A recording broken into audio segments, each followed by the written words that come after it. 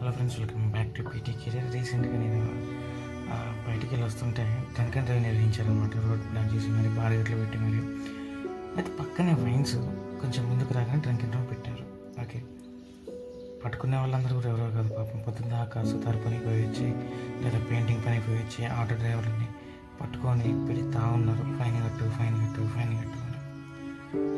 పక్కనే వైన్స్లో అన్ని బండ్లు ఉంటాయి. ప్రతి ఒక్కరు కూడా బండ్లు వేసుకొని వచ్చి తాగేవారే, తాగిన తర్వాత అదే బండి తీసుకుని ఇంటికి వెళ్ళేవారే.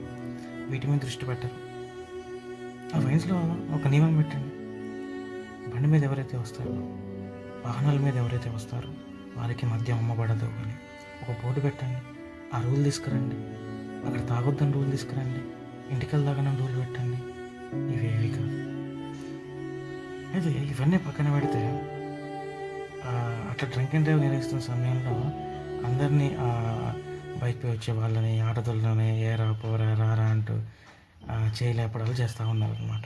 అయితే అట్లనే కొంచెం చూస్తూ ఉంటే అక్కడ ఒక కారు వచ్చిందనమాట. అంటే చాలా కార్లు ఆపలేదు, ఒక కార్ని ఎందుకు ఆపారు. ఆపాక అతను ఊదామంటే అతను ఊదలేదు.